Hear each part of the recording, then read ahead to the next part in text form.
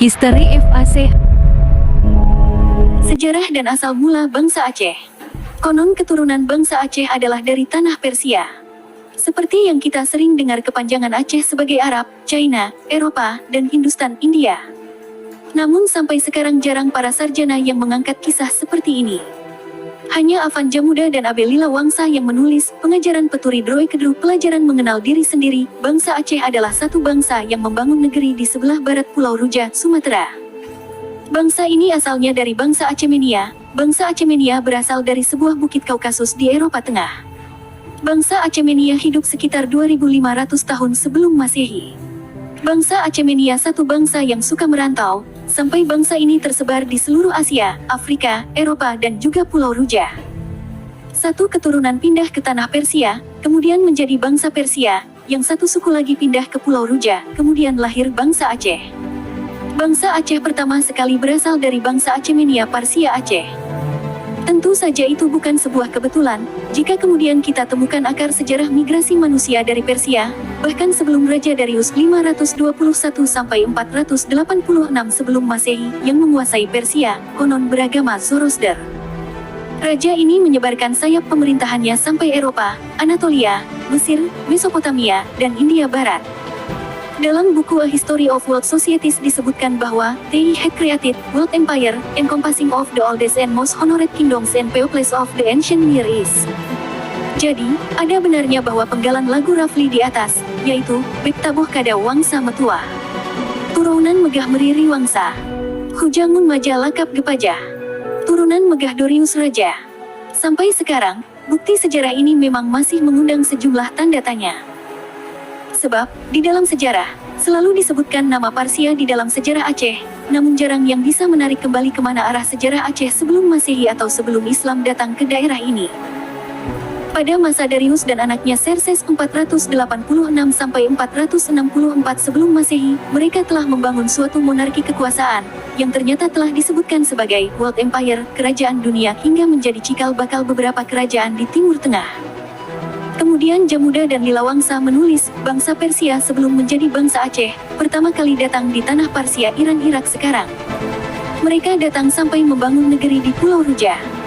Pada masa zaman Raja Darius memegang tampuk kekuasaan di Persia, pada waktu itu wilayah kekuasaan Raja Darius sangatlah luas sekali mulai dari Mesir hingga ke India sampai ke Pulau Ruja.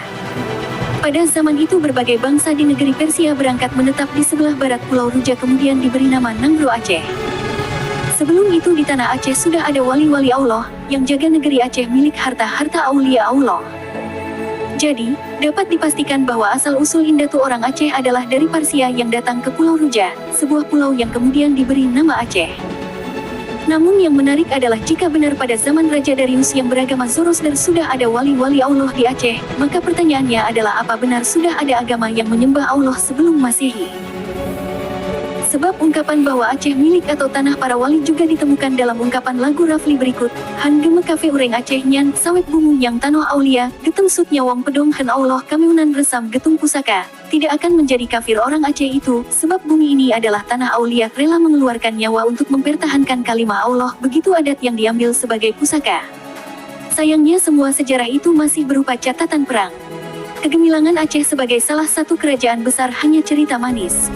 Ada yang menarik tentang Aceh, yakni simbol agama yang dikekalkan dalam suasana Dayah, sebagai pusat sumber ilmu agama Islam tempo dulu.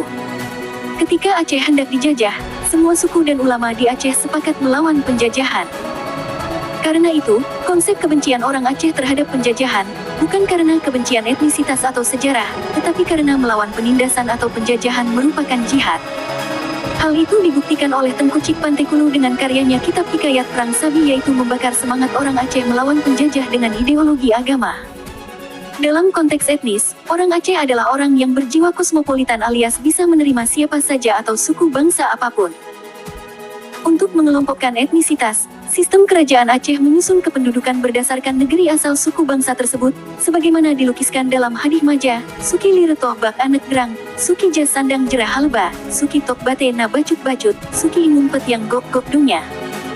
Suki di sini dalam kata lain artinya suku, sehingga Hadih Maja ini menggambarkan keragaman suku bangsa di dunia yang berdomisili di Aceh.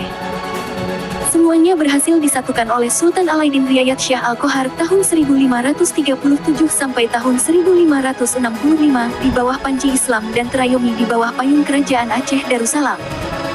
Mengenai asal-usul masyarakat Aceh, H.M. Zainuddin, 1961, mengatakan bahwa orang dari suku Batak Kari membentuk kaum Lireto. Orang asing lainnya seperti Arab, Persia, Turki, Keling, Dagang, Melayu Semenanjung, Bugis membentuk kaum Tokbati. Sultan berasal dari kaum Tokbati. Kaum percampuran dari Hindu dan Batak Kari membentuk grup baru menjadi kaum Jasandang. Pimpinannya diberi gelar dengan Panglima Kaum dengan gelar Kaum Imam Per. Sedangkan orang Gayo, sebagaimana dikutip Gerini H.M. Zainuddin, 1961, menghubungkannya dengan Dagroyan sesuai dengan catatan-catatan Marco Polo. Menurutnya, Dagroyan berasal dari kata-kata Grang, Gayo, yang berarti orang Gayo. Masyarakat tumbuh dan berkembang dari waktu ke waktu. Perubahan itu bisa saja berpunca di dalam masyarakat itu sendiri atau bersumber dari luar lingkungan masyarakat yang bersangkutan. Aceh mempunyai komparatif advantage karena menjadi pusaran dunia, transit pertama sebelum ke bagian Nusantara. Terakhir, saya ingin menegaskan bahwa dalam sejarah kebudayaan Aceh, persoalan bersatu dan berpisah adalah hal yang sangat biasa. Artinya, mereka bisa bersatu dengan kelompok manapun, namun budaya yang sudah mengakar yang dibalut dengan kualitas tradisi Islam tidak akan pernah dapat dihentikan. Jiwa nasionalisme orang Aceh yang menjadi bagian dari Indonesia merupakan satu nafas dalam perjuangan mereka, sejauh itu tidak dikhianati. Adapun nasionalisme di Indonesia walaupun masih didominasi oleh pemahaman kebudayaan Jawa, agaknya memang telah mewariskan persoalan sejarah yang tercecer. Artinya, sejarah nasionalisme di Indonesia adalah sejarah yang dikendalikan oleh pemerintah. Sehingga dinamika kebudayaan di daerah dianggap sebagai aset, bukan pelaku utama, untuk tidak mengatakan mereka tidak memberikan arti yang signifikan. Hal ini belum lagi di mana aset, budaya Indonesia cenderung dijadikan sebagai objek untuk kepentingan sosial politik, bukan kepentingan kebudayaan bangsa Indonesia.